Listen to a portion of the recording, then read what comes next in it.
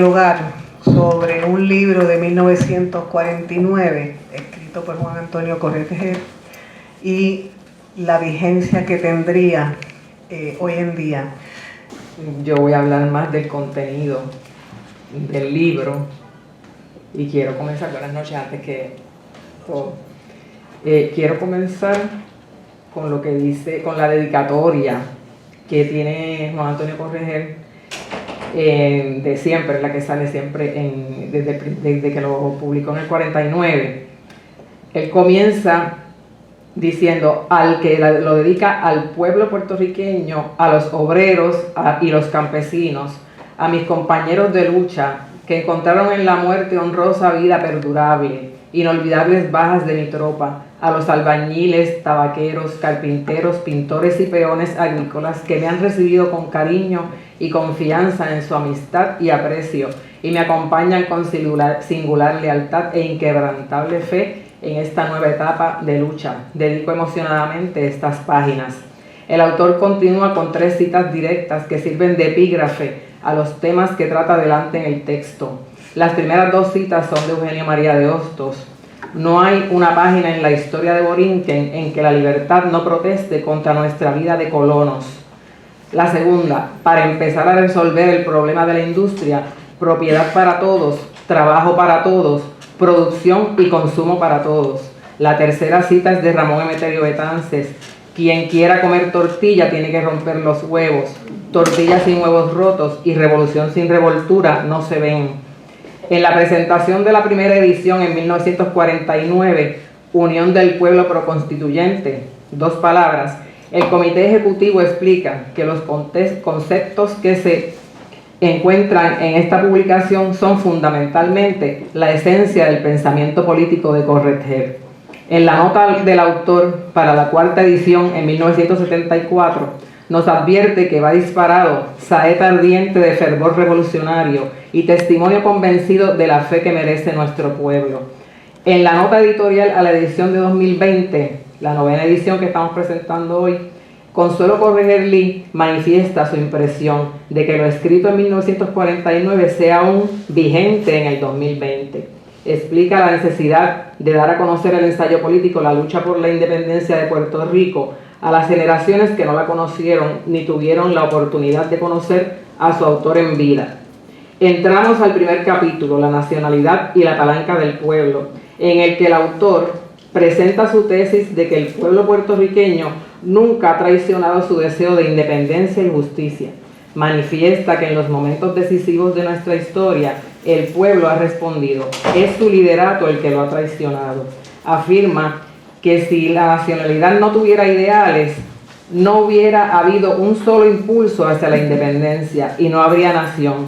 Luego, Corretjer va a buscar el por qué Puerto Rico no se ha independizado. Anuncia el objetivo principal del libro, que es examinar la historia de Puerto Rico con el propósito de probar que en su seno han operado 2 tendencias antagónicas, la tendencia revolucionaria y la reformista. Salvadora la una y la otra nefasta, afirma el autor. Quiere probar que la revolución nos ha acercado a la independencia, mientras que el reformismo nos ha alejado de ella. Para Corretjer, la decisión final del pueblo es reformismo o revolución, porque propone la revolución como única y verdadera solución. Declara, y cito, lo que mantiene a nuestra patria en las cadenas del coloniaje es la mejor arma del imperialismo, el reformismo criollo. Dice que hay que debilitar el reformismo y que el modo de debilitar el reformismo es alejarse de sus prácticas, abstenerse de imitarlo. Al reformismo ni se le combate ni se le debilita transitando por sus caminos. La colaboración con el imperialismo, especialmente la colaboración administrativa obtenida mediante el uso de las urnas, especialmente la colaboración sirviendo en sus fuerzas armadas. Plantea que hay que reforzar la tendencia revolucionaria. Recomienda que la manera de reforzar las fuerzas revolucionarias es uniéndose a ellas, ayudando a unificarlas, a consolidarlas en un solo núcleo de orientación y de combate, fuera de las esferas del gobierno imperialista colonial, mediante la no cooperación, la abstención y boicoteo electoral, la huelga contributiva, el rechazo a servir en las Fuerzas Armadas de Estados Unidos y la organización directa por las fuerzas del pueblo de la Asamblea Constituyente. Una vez establecida su tesis, el autor pasa a examinar la historia para probarla. Y así llegamos al segundo capítulo, que titula La tendencia revolucionaria, en el que Corretjer quiere probar que esta vocación ha sido la creadora de nuestra nacionalidad. Comienza mencionando los rasgos que demuestran el surgimiento de la nacionalidad puertorriqueña en el siglo XVIII. En el arte, nombra la figura del pintor José Campeche y declara que expresa el alma puertorriqueña en forma artística. En el ámbito socioeconómico, señala la figura del corsario Miguel Enríquez. Destaca que el capitán Enríquez significa la aparición del genio puertorriqueño en su capacidad de aprovecharse creadoramente de las materialidades de su país.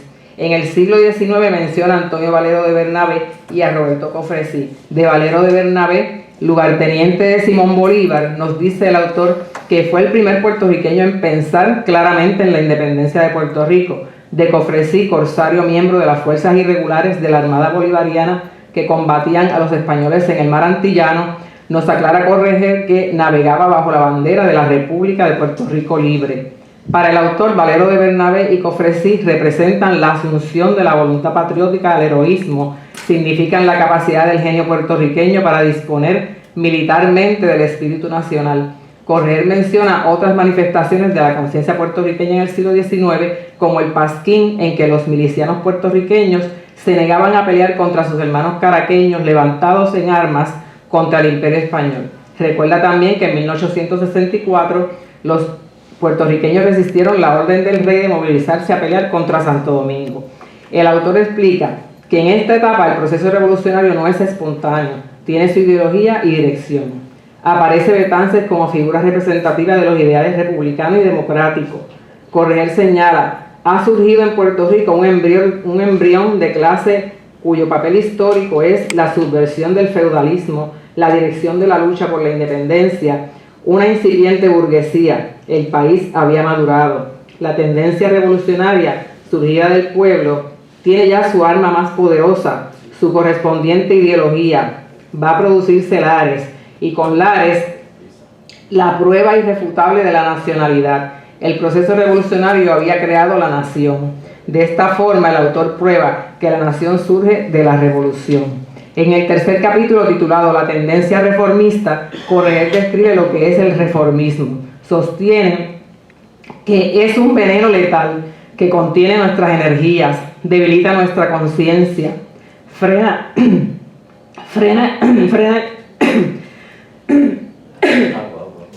el desarrollo de nuestra nacionalidad, nos deforma, nos desnacionaliza. Es el alma más poderosa del imperialismo, es persuasivo, se viste con la apariencia de sentido común, es degenerante, estimula nuestro apetito de placeres y tienta a los menos sensuales con el paraíso de la vida hogareña, de pacata redondez.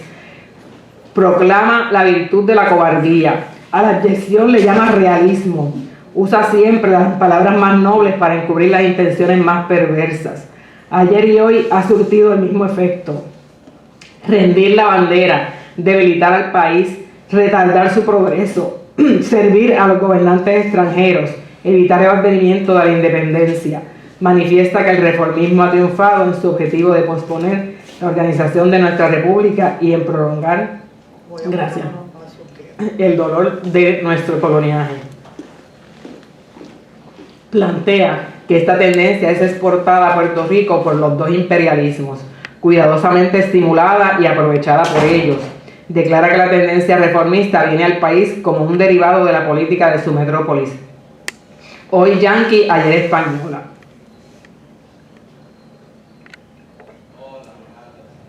Explica que el rasgo fundamental del carácter extranjero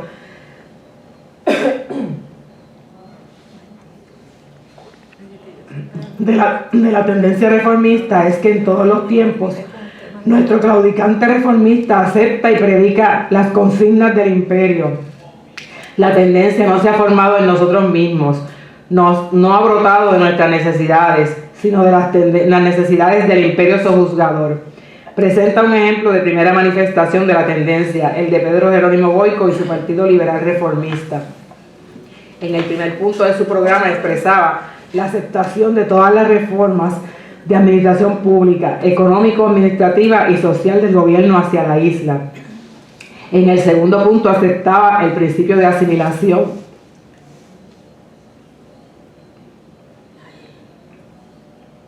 completa con España, de forma que se hicieran extensivos a Puerto Rico en todos sus artículos el título primero de la Constitución de la Monarquía. De esta manera, afirma el autor, los reformistas se acomodan en la política española, aceptan las consignas del gobierno español para mendigar reformas, renuncian a la nacionalidad para reclamar la asimilación completa con España. El autor afirma que el impulso organizador, los principios del programa no son de origen puertorriqueño. Gracias. No son de origen puertorriqueño, se han originado en España. Observa que los incondicionales españoles se opusieron, pero fueron acallados por el propio gobierno, atemorizado todavía por la Revolución de Lares ocurrida 2 años antes. Asegura que el proyecto de reformas municipales presentado en 1870 por el ministro de Ultramar, Segundo Moret, hizo ver a los incondicionales que oponerse sistemáticamente a las reformas los llevaría al fracaso y a la anulación. Comprendieron que los mejores intereses del imperio eran servidos por el reformismo, que la transacción reformista era la mejor manera de apartar al pueblo puertorriqueño del camino de la libertad, la independencia y la justicia. El autor señala la trágica contradicción de que mientras el imperio cede reformas bajo la amenaza de los revolucionarios puertorriqueños, la sesión de reformas aparece en la superficie como una victoria del reformismo, dando prestigio a esta tendencia en las masas. De ahí, nos dice, comienza a producirse ese espejismo de sus ideales que ha hecho correr a nuestro pueblo, engañado y traicionado, largo camino de innecesario coloniaje, de dolor humano, de despotismo extranjero y frustración nacional. Hasta el tercer capítulo, el autor expone su tesis principal y explica los conceptos de revolución y reformismo que le dan apoyo a su premisa. Del capítulo 4 al 10, Correger demuestra con datos históricos su tesis. Los últimos 5 capítulos se dedican a las propuestas políticas impulsadas por el autor, que son, primero, el boicot electoral; segundo, la resistencia al servicio militar obligatorio; tercero, la creación de un frente antiimperialista que una a todos los sectores sociales y políticos y que visualice la independencia como un objetivo nacional y no un interés de partido; cuarto, luchar por los ideales de la nacionalidad puertorriqueña, que son la permanencia de las características de la nacionalidad puertorriqueña, alcanzar la plenitud de su desarrollo histórico, expresarse literariamente en su idioma, la legítima posesión y común disfrute de la riqueza de su territorio. Estos ideales los logrará el pueblo puertorriqueño si sigue los ideales de los padres de la patria, que deben ser nuestra política nacional, la inmediata independencia de Puerto Rico, la confederación antillana, la destrucción del imperialismo. Finaliza el autor diciendo que la tarea inmediata de nuestra patria en la historia, la inmediata consecución de la independencia de Puerto Rico, eleva a una dimensión hispanoamericana y por ahí a una dimensión mundial la magnitud de nuestra tarea, la tarea exclusivamente puertorriqueña de incendiar con su ejemplo a la América Latina contra Estados Unidos, la de convertir a Puerto Rico en una bomba incendiaria que ponga a todo nuestro continente en llamas contra el imperialismo yanqui. Concuerdo con las palabras de Consuelo Correger Lee en la nota editorial a la edición de 2020, en la que dice que la lucha por la independencia de Puerto Rico sigue aún vigente. Mientras Puerto Rico siga siendo una colonia, nuestra tarea será lograr la independencia, como dice Correger en el capítulo 15 del libro. Su tesis quedó más que probada, el pueblo no ha fallado, han fallado los líderes impulsados por la tendencia reformista. Correger lo demuestra con datos históricos. Este ensayo es una referencia para los historiadores del tema de la independencia de Puerto Rico y de la política puertorriqueña. Para las nuevas generaciones es un ejemplo de lucha que estimula, empodera al pueblo, destruyendo los sentimientos derrotistas de inferioridad e impotencia. Es una convocatoria a la acción. Quiero agradecer a Vanessa, ¿verdad?, que me invitó a esta actividad tan importante y me obligó a releerme el libro, que yo creo que es lectura obligada. Y quiero pues saludar particularmente a Consuelo, que no tenía el gusto de conocer, ¿verdad?, la hija de estos dos grandes patriotas, don Juan Antonio Correger y doña Consuelo Lee. La primera edición del libro La lucha por la independencia de don Juan Antonio Corretjer, como dijo Juana Francisca, fue publicada en 1949. A pesar del tiempo transcurrido, 73 años, sus planteamientos continúan vigentes. Puerto Rico sigue luchando por su independencia y los obstáculos para alcanzarla siguen presentes. Este libro es indispensable para que nuestro pueblo conozca su historia, que le permita a su vez explicarse su presente y derrumbar mitos que el oficialismo ha levantado para menospreciar la lucha heroica que a lo largo de nuestra existencia como pueblo ha mantenido viva la esperanza de alcanzar la libertad. A lo largo de todo el libro, don Juan destaca la vocación revolucionaria de nuestro pueblo. Muestra de ello es que luego de más de 500 años de coloniaje seguimos en pie de lucha por alcanzar nuestra soberanía, primero del Imperio Español y hace 124 años del Imperio Estadounidense. Gracias a esa vocación revolucionaria se ha forjado nuestra nacionalidad, la que ha mantenido viva nuestra lucha. Nuestra nacionalidad y la lealtad a nuestra nación que han profesado hombres y mujeres valientes, héroes y mártires a lo largo del dominio español y estadounidense han sido determinantes en la sobrevivencia de nuestro pueblo como nación. ¿Por qué entonces no hemos alcanzado nuestra independencia de los dos imperios que nos han subyugado? El análisis de don Juan, aludiendo a la historia de nuestro país colonizado por dos imperios poderosos, nos da respuestas acertadas a esta interrogante. Corretjer lo atribuye principalmente a la traición de sus líderes, aquellos que por razones puramente personalistas y equipados de una gran cobardía han optado por responder al amo de turno, dándole la espalda a la suprema aspiración del pueblo de lograr su independencia y a su responsabilidad para con la patria. Corretjer plantea que a lo largo de nuestra vida como país se encuentran presentes dos tendencias antagónicas, la tendencia revolucionaria y la tendencia reformista. Es el conflicto prevaleciente entre estas dos tendencias la que ha retardado el logro de nuestra independencia.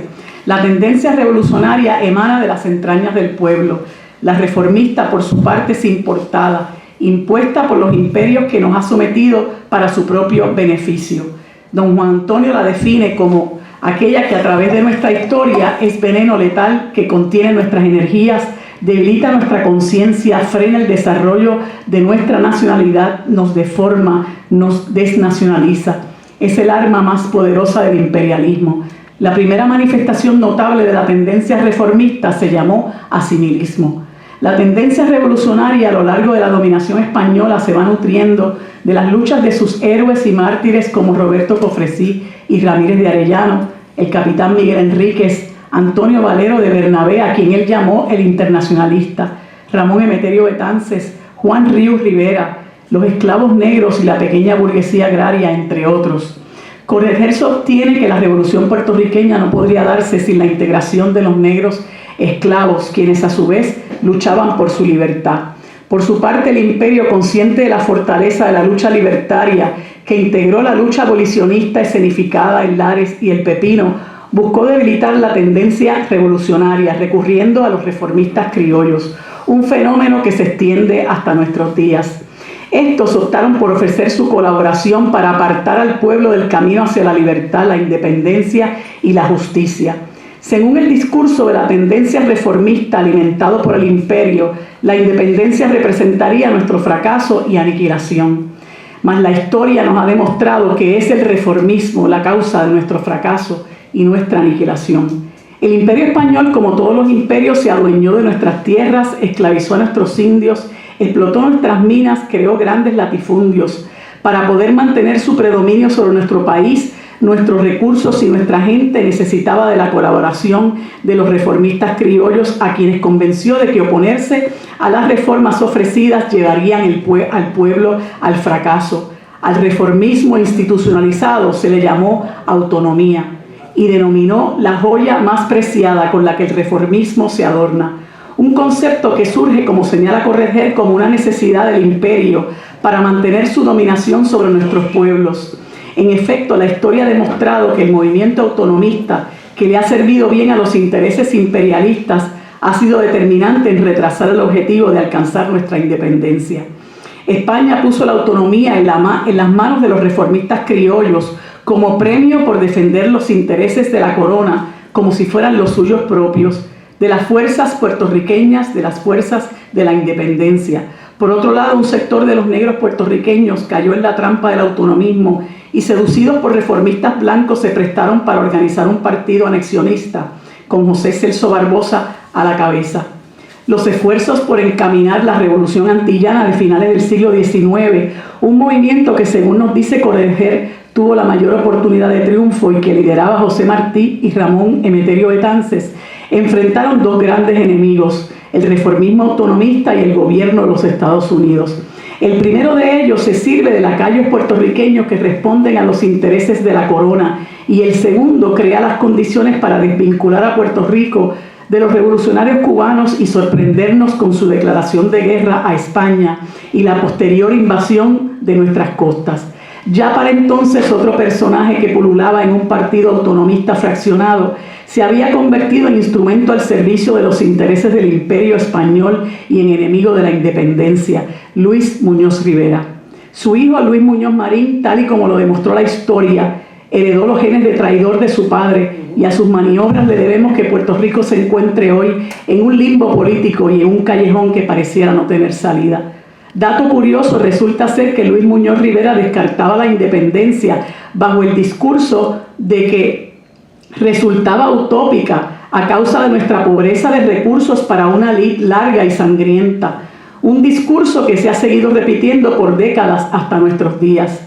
A su vez descartaba la anexión porque, aunque simpática, existía una incompatibilidad entre la raza latina y la anglosajona, por el obstáculo inmenso del idioma, por el carácter absorbente de los políticos de Washington y por la anemia de nuestro pueblo tan apto para ser rápidamente absorbido.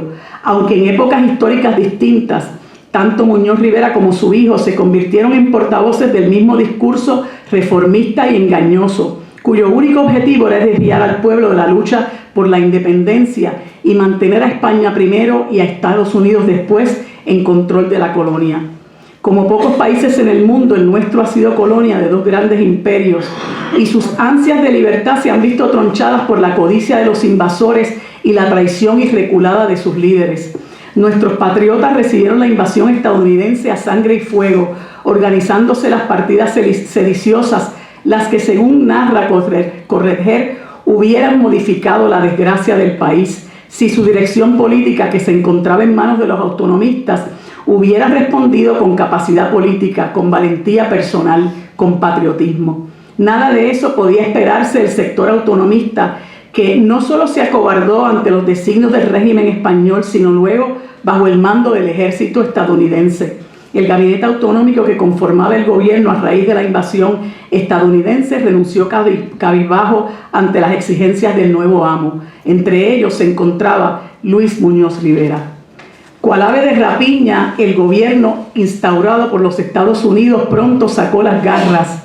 Para amedrentar al pueblo, la ocupación militar. Para romper la continuidad nacional era preciso romper la interdependencia de relaciones económicas de los puertorriqueños, la que giraba alrededor de la industria del café. El café era la base económica de la isla, que entonces exportaba 58 millones de libras anuales y daba trabajo a más de la mitad de la población. Se abolió la moneda puertorriqueña, que tenía el mismo valor que la estadounidense, y se devaluó a 60 centavos por peso. Los agricultores hipotecaron sus propiedades, aumentándose el canje hipotecario con la devaluación de la moneda. Muchas de estas propiedades posteriormente se perdieron. Los agricultores y trabajadores emigraron hacia pueblos y ciudades. Como resultado de esa emigración, nos dice Correger, solamente meses habían transcurrido desde que la bandera yanqui se izara en Puerto Rico y ya a su sombra nacían los nauseabundos arrabales que nos conmueven. Pronto floreció el capital ausentista que absorbió nuestra industria azucarera. Ante esta nueva realidad que vivía nuestro pueblo, víctima de la agresión, sumido en la pobreza, en la explotación, en el hambre, en el despojo, al que lo condenó el gobierno estadounidense, Correger critica que diversos sectores del país recurrieran a la creación de partidos políticos. Haciendo referencia particular al Partido Unionista, dice: no era a las urnas que el partido tenía que ir, sino a la organización de la resistencia y la insurrección. Lo criticó como un esfuerzo coordinado de la burguesía puertorriqueña para salvar al país, salvándose ella misma, ignorando que su tarea debió ser encabezar la revolución de independencia. Les acusó de traición al recurrir al reformismo y llevar al país a la vía electoral, relegando la lucha por la independencia a un segundo plano. Afirma Corretjer que la independencia del país hay que hacerla fuera de la vía electoral. Además de la ruina económica a la que fue condenado nuestro pueblo, Corretjer denunció el plan de conducir a la clase obrera puertorriqueña hacia el colaboracionismo y la traición de la mano de Samuel Gompers, fundador de la Federación Americana del Trabajo en Estados Unidos, y de Santiago Iglesias Pantín, un español que organizó el Partido Socialista en Puerto Rico, que aunque llegó a ser un partido de masas, que según Corretjer libró grandes batallas por mejores salarios y otras conquistas mínimas, fue desde su nacimiento un partido sin patriotismo y sin ideología obrera. Para Corretjer, la lucha por la independencia es necesidad fundamental e improrrogable de la clase obrera, su único modus operandi inmediato y posible en su camino hacia su reivindicación. Corretjer sentencia que si Luis Muñoz Rivera sirvió al imperialismo, ayudándolo a desviar la burguesía a producir para el imperialismo, Iglesias Pantín lo hizo guiando al proletariado a trabajar para el imperialismo. Iglesias hizo el movimiento obrero un movimiento economista colonial típico. Toda su lucha fue salarial y lucha pro imperialismo. Su partido recurría a la consigna de unión permanente con Estados Unidos. Ante la creación de la alianza puertorriqueña entre el Partido Socialista y el anexionista Partido Republicano, surge el Partido Nacionalista de Puerto Rico y con ella la antesala del más grande movimiento de independencia que ha conocido nuestro país. El Partido Nacionalista se fundó para dedicarse exclusivamente a la defensa de la independencia del país. Es en esta etapa que el pueblo estaba listo para encaminar su lucha por la independencia y apareció el hombre que la liderara. Ese hombre era don Pedro Albizu Campos. En 1930 Albizu Campos pasó a la dirección del movimiento. Líder y masa se unieron para comenzar una nueva etapa de lucha por la independencia. Surge el líder que con su verbo fogoso y franco reclamara la necesidad de organizar la revolución. Gracias a su ejemplo y dirección surge entre sus huestes la disposición personal a poner los intereses de la patria para ser servidos con hacienda y vida por encima de todo interés individual o secundario. Esto representaba una gran amenaza a los intereses del imperio estadounidense y surge entre 1930 y 1937 lo que Corretjer llama periodos de auge de la revolución y de repliegue de la reacción, y periodos de la reacción y repliegue de la revolución. De reciente creación conocidas como la PRERA y la PRA. El manejo de ese dinero se puso en las manos del sector independentista de la dirección del Partido Liberal, encabezado entonces por Luis Muñoz Marín, a quien Corretjer denomina el brillante discípulo en la apostasía e hijo de la paternidad compartida de Luis Muñoz Rivera y Santiago Iglesias Pantín. La huelga de los trabajadores de la caña resultó un hecho notorio en la historia. Los trabajadores de la industria rechazaron el liderato de la Federación Americana del Trabajo y reclamaron que fuera Albizu Campos quien dirigiera la huelga. Esto le daba al Partido Nacionalista la oportunidad de penetrar a la masa obrera y campesina con la idea de la independencia, hecho que era inadmisible para el imperialismo estadounidense. Corretjer cataloga este hecho como el primer acto de alianza revolucionaria entre la clase obrera y la clase media para luchar por un objetivo común: independizar a Puerto Rico. ¿Por qué ello no ocurrió? Corretjer lo atribuye a que el Partido Nacionalista no contaba con dirigentes diestros en organización obrera, lo que le impidió consolidar la alianza. Sin embargo, el Partido Nacionalista demostró estar más unido, más fuerte, mejor organizado y vigorizado en su espíritu de lucha. Ello trajo como consecuencia el comienzo de una era de persecución y represión de parte del imperio estadounidense hacia las fuerzas patrióticas del país. El imperio recurre además al asesinato político. Ocurre la masacre de Río Piedras en 1935 y el asesinato del coronel Francis Riggs.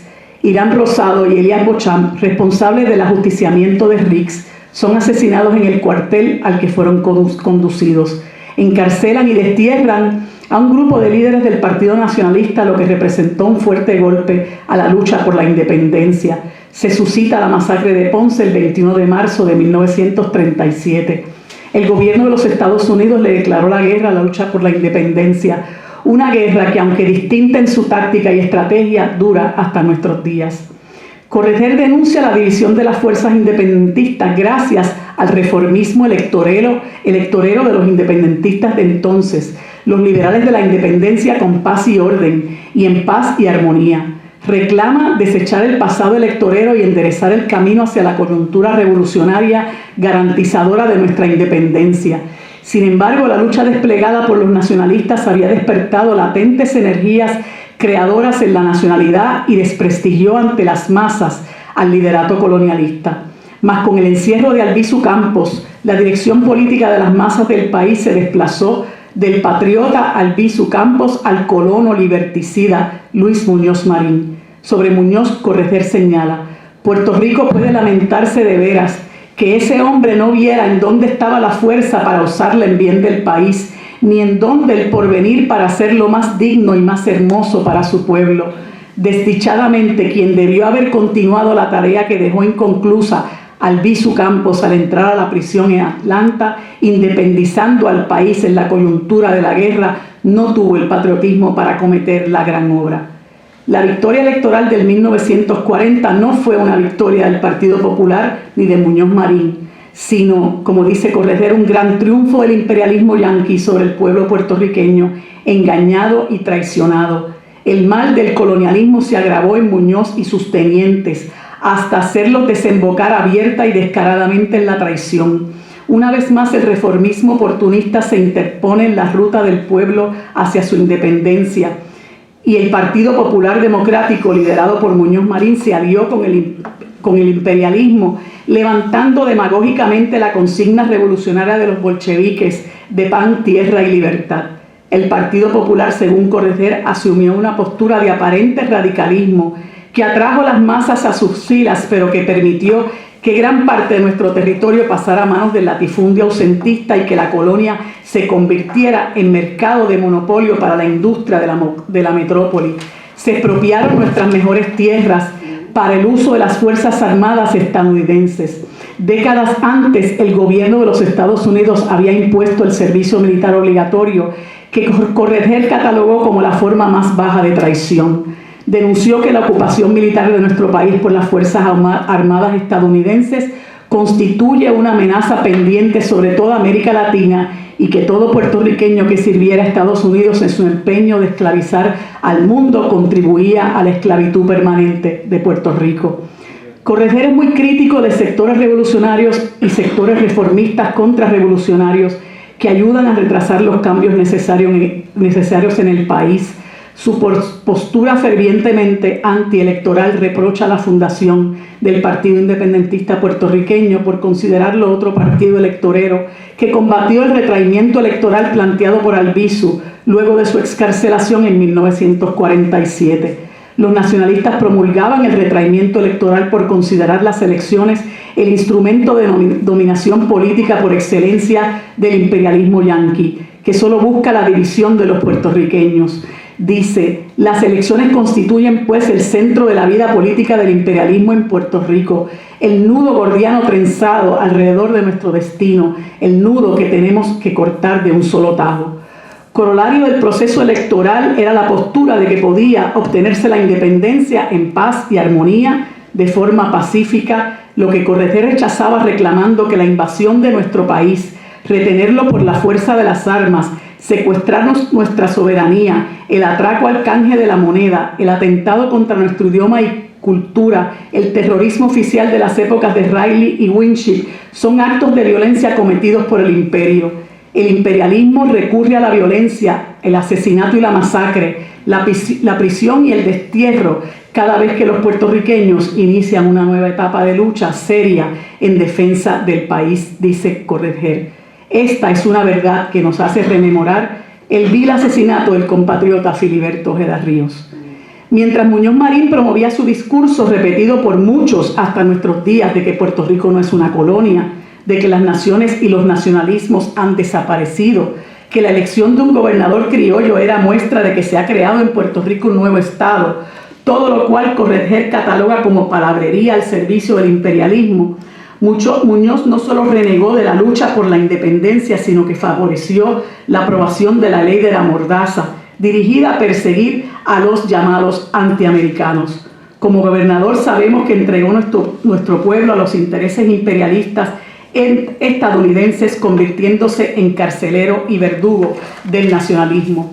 Muñoz, denominado por Correger el Muñeco, colono insensato, prefirió seguir la ruta del coloniaje, la esclavitud, el servilismo, el colaboracionismo, el chantaje político y la degradación internacional. En honor a Correger, las y los independentistas puertorriqueños debemos mostrarle al país la figura de Muñoz en su justa perspectiva. Como bien señala don Juan, a los que le siguen los pondrá la historia debajo de las camas, donde podrán darse la mano con Muñoz, el muñeco, el apóstata, el traidor. La historia de lucha de nuestro pueblo ha transitado entre la luz y la sombra. No hay duda de que el reformismo y la traición son la sombra que se ha posado sobre nuestras posibilidades de alcanzar la libertad. La luz que guía al pueblo puertorriqueño en la ruta trazada por Betances, Hostos y Albizu es el ideal de la independencia que, como señala Correger, está inspirado por el amor, el respeto y la fe en nuestro pueblo. El inmenso amor que a nuestra patria tenemos ha encendido esa luz en el alma de millares de puertorriqueños, acota. Sembrar esa semilla de amor al país es el deber de todos los independentistas puertorriqueños y puertorriqueñas para hacer realidad el sueño de Correger, de nuestros héroes y mártires y para consumar la unidad latinoamericana. Muy buenas noches a todos, todas y todes. Yo quiero en mi participación tratar de contextualizar el momento en que Juan Antonio Correger escribe este libro, porque me parece muy importante para poder entonces analizarlo a la luz, como el tema de la conferencia es la vigencia del pensamiento de Correger, a la luz de la situación de Puerto Rico y del mundo en el día de hoy, ¿verdad? Este libro Juan Antonio lo escribe en 1949. ¿Qué estaba pasando en 1949 en el mundo? Estamos en lo que se llama la postrimería de la Segunda Guerra Mundial. Estados Unidos y la Unión Soviética se convierten en los dos ejes económicos y políticos más importantes del mundo. Es el comienzo de la Guerra Fría, ¿verdad? Que viene como resultado de esa pugna que hay entre esos dos poderosos países por tener el dominio principal en el mundo. Y dentro de ese contexto empiezan las grandes luchas por la descolonización a nivel internacional. En el 1945 se da la primera independencia de una de las colonias de entonces del reino holandés, que es Indonesia. En 1945 Sukarno proclama la independencia. En el 1947 se da la independencia de Filipinas y se da la independencia de la India. El continente asiático es la vanguardia en las luchas independentistas. Por eso es que la conferencia de Bandung en Indonesia de 1955 es la que crea el movimiento de países no alineados, cuya bandera de lucha principal es la descolonización y la autodeterminación. Esa lucha que promueve y lidera el continente asiático sigue propagándose hacia el continente africano. ¿Por qué se dan esas revoluciones por la independencia en África también? Parte de lo que sucede durante la Segunda Guerra Mundial es que tanto el Imperio Británico como Francia utilizan como soldados a los habitantes de sus respectivas colonias. ¿Y qué pasa? Pues esas personas que están bajo el imperio francés y bajo el imperio inglés se convierten en soldados, conocen los principios de autodeterminación que se proclamaban como parte de la Segunda Guerra Mundial,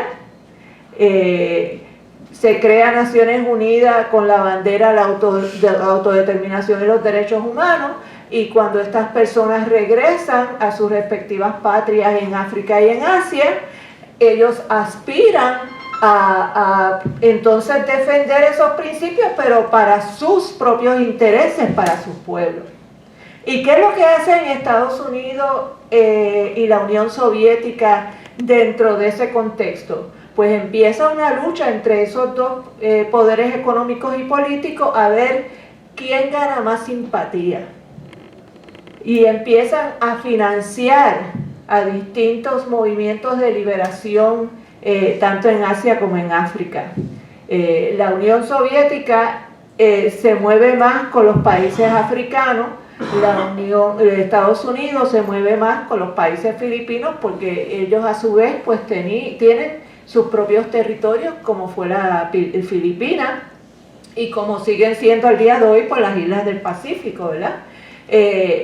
Y entonces los distintos movimientos de liberación en Asia y en África pues empiezan a alinearse o con Estados Unidos o con la Unión Soviética, que son los que están posibilitándole el financiamiento de sus luchas de liberación y sus armas. Pero fíjense qué distinto es ese proceso a lo que está sucediendo en Puerto Rico a la misma vez. Mientras en el resto del mundo los movimientos de liberación nacional están buscando alianzas para financiar sus luchas de liberación, en Puerto Rico nosotros estamos completamente aislados y cooptados por un Estados Unidos que se ha convertido en el país de mayor prestigio y de mayor poder económico y político en el mundo, y que cualquier persona que se atreva a cucar a ese monstruo se busca un problema bien grande. O sea, meterse con una colonia de Estados Unidos no es lo mismo que meterse en ese momento con una colonia de África o de Francia debilitada y en bancarrota después de la Segunda Guerra Mundial, de Francia y de Inglaterra. Así que esa es la pregunta de por qué en Puerto Rico no se dio ese impulso independentista, esa posibilidad de lograr la independencia en medio de un momento tan álgido, donde el tema de la autodeterminación era un tema principal en la palestra internacional. Pues tiene mucho que ver con esa división que se hizo del planeta entre esos dos grandes poderes. En Puerto Rico, y acotó como nota, o sea, no hay proceso revolucionario independentista que haya recurrido a las armas que no haya contado con el apoyo de algún otro poder económico grande. Estados Unidos es el primer ejemplo. Estados Unidos no hubiera logrado su independencia sin el apoyo de Francia. Y para hacer independencia y sobre todo para tomar las armas contra el poder imperial, hay que tener dinero y hay que tener armas, además de las personas, ¿verdad? Que es el primer recurso que hay que tener. Así que vemos que cuando Correger escribe esto en el 49, él está como un hombre sumamente brillante y conocedor de la política internacional, viendo todo ese movimiento hacia la independencia que continuó desde los años 40, que empezó en Asia y siguió propagándose hasta los años 60, que llegó hasta el Caribe, que algunas de las islas del Caribe logran su independencia de Inglaterra en los años 60, como Trinidad y Tobago y otras islas. Y mientras tanto, en Puerto Rico, pues como muy bien han resumido las dos compañeras en sus respectivas presentaciones, Correger nos presenta el panorama de aquí de Puerto Rico, que mientras hay unos líderes que pudieron haber aprovechado ese momento, porque si aquí hubiera habido un líder, ya estamos hablando que ya Pedro Albizu Campos está encarcelado, todo el liderato nacionalista está encarcelado, que se imposibilita la organización y el proselitismo protagónico que pudieron haber tenido de no haber estado imposibilitados porque físicamente estaban encarcelados. Y entonces ese espacio que deja ese liderato brillante de Albizu Campos, desafortunadamente quien lo aprovecha y lo explota, porque quien siembra esa semilla de dignidad, de pasión por la libertad patria, fue Albizu Campos y el Partido Nacionalista. Eso no lo puede cuestionar nadie. Yo recientemente, para el centenario del Partido Nacionalista, escribí un artículo en Claridad que se llama Somos Nacionalistas, porque hay que reconocer que prácticamente todo el proceso de lucha por la independencia que nosotros hemos desarrollado hasta el día de hoy, incluyendo nuestra generación y las que están viniendo, se han nutrido de ese ejemplo y de ese accionar que el Partido Nacionalista desplegó en sus diferentes manifestaciones, desde la lucha armada, la no colaboración, el proselitismo político, ¿verdad? La defensa de la cultura, del idioma, la defensa de lo que se llama la patria material, de los recursos naturales. Todas esas luchas no son nuevas en Puerto Rico. Todas esas luchas se han venido dando desde el siglo XX, y esa primera mitad del siglo XX fue impulsada, fue dirigida y fue nutrida por el accionar de don Pedro Albizu Campos y el Partido Nacionalista. Así que con ese trasfondo que se traía,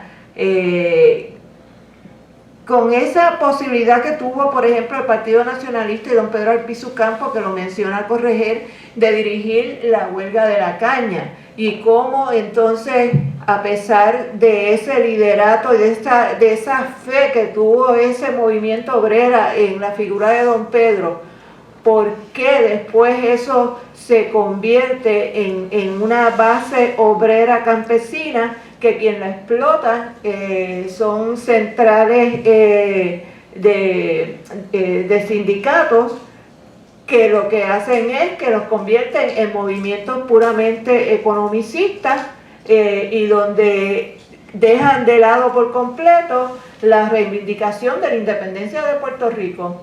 Ese es otro de los elementos que nosotros tenemos que considerar en contestar esa pregunta que nos deja Juan Antonio en su libro. ¿Por qué no se ha dado la independencia en Puerto Rico?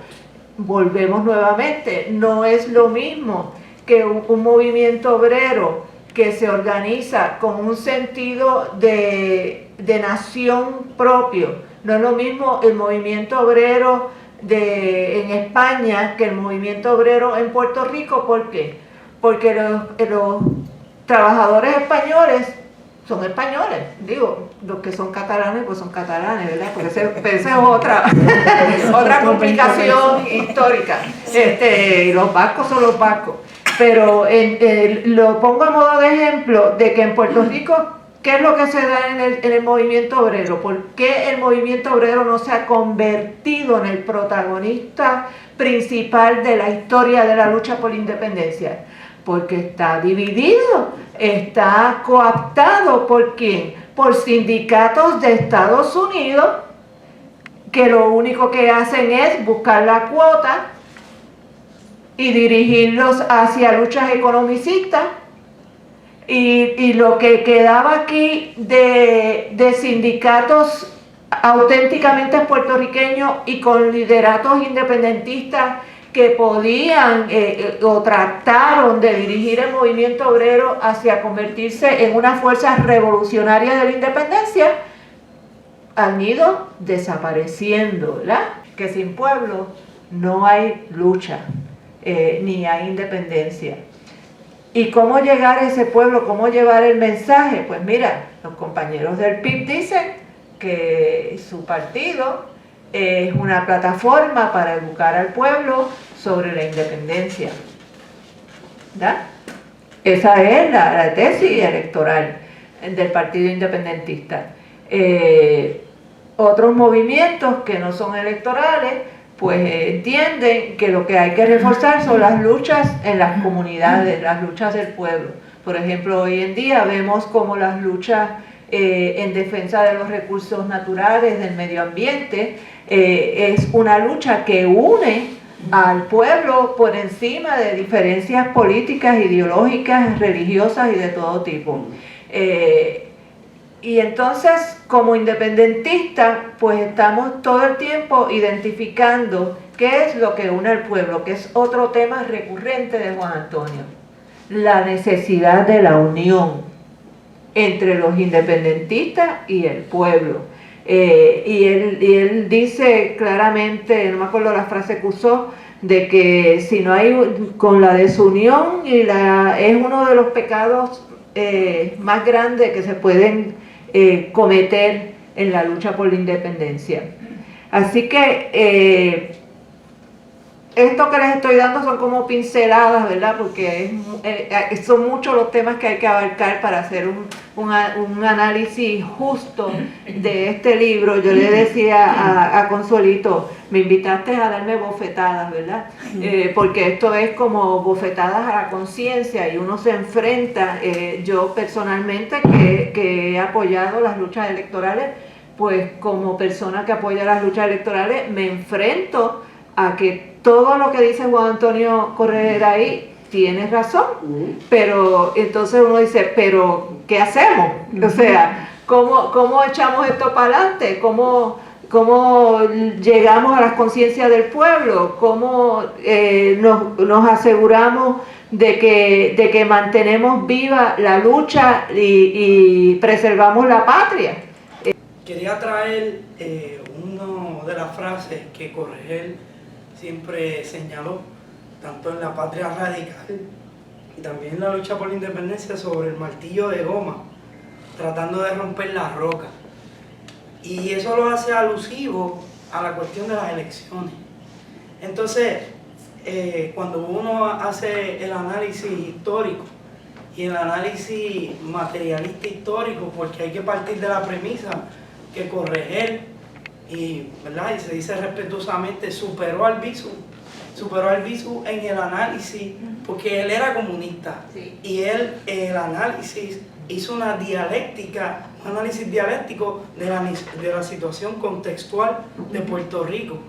Y más allá de verlo como un visionario, es una visión marxista-leninista. Y esa visión a veces se le quiere quitar a Corregel, se le quiere quitar la visión del comunista, se le quiere quitar la visión del comandante clandestino y portavoz de organizaciones clandestinas en la historia de este país, desde la FAN, desde la FARC, hasta los macheteros, desde la Organización de Voluntarios por la Organización Puertorriqueña, entre otras. Entonces, ciertamente la visión reformista, ya sea por la demagogia, ya sea por el oportunismo, ya sea por tratar de socavar una historia radical de lucha del pueblo, siempre trata de disfrazar o siempre trata de aparentar y cambiar lo que ha sido esa lucha o esa interpretación. ¿Y a qué voy con todo esto? Que él defendió la lucha armada. Y la defendería hoy día, eso no cambiaría. Filiberto se la siguió aún después, ¿verdad? Las otras organizaciones que estuvieron también.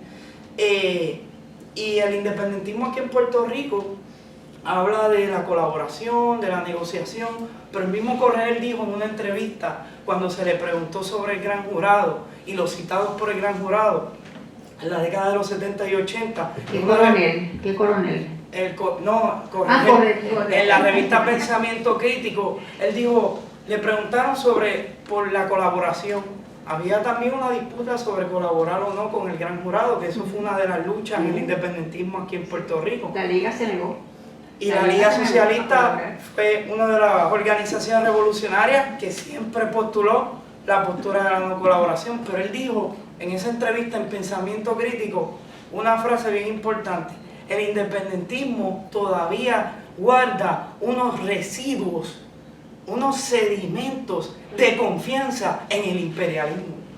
Entonces, ¿por qué seguir confiando en el imperialismo? ¿Por qué seguir validando las instituciones de las elecciones coloniales? Cuando él mismo, en ese libro, en la lucha de la independencia, dice que ese es el basurero de la historia. Entonces, ¿por qué seguimos con ese martillo de goma cuando claramente la lucha siempre ha sido en la calle? Tenemos los ejemplos de cómo sacamos a la Marina de Vieques y Culebra, cómo fue que sacamos a la Roquisí de la Universidad de Puerto Rico, o cómo las comunidades heroicas de Villa Sin Miedo se rescataron sus terrenos, hasta tan recientemente lo del 2019, pero lo que sigue fallando que es el liderato reformista, y lo pintan de cosas nuevas como que si el fenómeno Victoria Ciudadana, como que él vota por el PIB, pero no está votando por la independencia. ¿Sabes? Estamos moviéndonos cada vez más a la derecha y todos esos ejemplos revolucionarios radicales se van. Y otra cosa, un análisis marxista-leninista que él dio, y que él es nuestro Frank Fanon, nuestro Albert Meming, es que todas las luchas están atadas y relacionadas. Entonces, cuando hablamos de estas luchas ambientalistas, las luchas contra Luma, la lucha contra la gentrificación y otros problemas que aquejan a nuestro pueblo, siempre se quedan en el tema inmediatista y no se quiere ir a la raíz del problema. Porque eso es ser radical, es ir a la raíz del problema. Y creo que en su obra de La Patria Radical él lo demuestra muy bien, como aquí con los innumerables ejemplos, como bien la doctora presenta, de Filipinas, la India, todas esas luchas. En Cuba, la que prosperó no fue la lucha reformista, fue la lucha radical. Y aquí igual, esa es la más heroica, esa es la que va a empoderecer al pueblo, esa es la que inspira al pueblo y a la juventud. Entonces, yo como joven, como maestro, a esa es la que aspiro. Yo no aspiro a engañarme, yo no aspiro a negociar con el imperio, a seguir desmoralizándome, porque ese es el camino al derrotero. Y él nos los enseñó en esa obra. Y uno, como patriota, como seguidor del camino revolucionario, ese es el llamado, ese es nuestro derrotero.